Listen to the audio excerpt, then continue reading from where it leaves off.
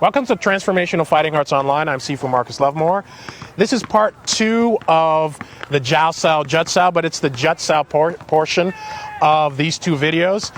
So, what we were doing before in part 1 was the Jao Sao. But after you Jao, most likely they're going to block or have some sort of response. So after that, I'm going to teach you the Jut Sao. So Gerard, come back in here. And so, we're going to go back into that reference point once again, okay? And so what we were doing before is going around the target, Jaoing, right? But of course, whether he has his hands up or not, the natural response to the Jao is to block that, right? So now you have a reference point. Now remember, just like I said, this is soft, this is hard. But once you get that block up, the Jut is a very dynamic pull down, right?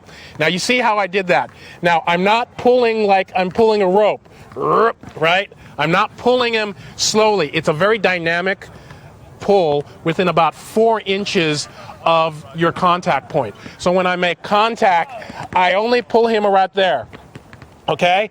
Now when I pull this down, watch where I'm pulling him. I'm not pulling him here.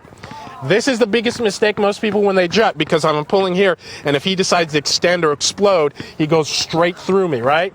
So when you Jao and then jut, I want you to jut over your shoulder so his energy is going over your shoulder, so you're not in front of him anymore, you know? Jut, right? Jut, because that's when your hit happens, right? You can hit, you can hit, you can hit, right? Now I'm going to go over some of those other traps in another video, but really what I want you to practice is the Jao to the jut. Now how the jut works, okay? Thank you very much. How the jut works, when you're moving over to the side of the jut, right? What I really want you to do is focus most of the jut within your hands here. It's dynamic in the wrist. It's not like pulling down on a lever. It's like popping a lever down, like you're slapping the lever down. But also, I want you to remember to keep your elbows in when you're doing that. So, when you're Jaoing, then you jut with the energy going over. Remember to always be in the right distance and the right range. Otherwise, what's going to happen is either you're not going to be able to hit your target, or you're going to be too close and you're going to jam yourself. Remember, trapping is a very transitionary range. You're not going to stay here. Primarily, you're going to maybe Jao and jut and hit and then blow through your target. You do not want to try and maintain that trapping range.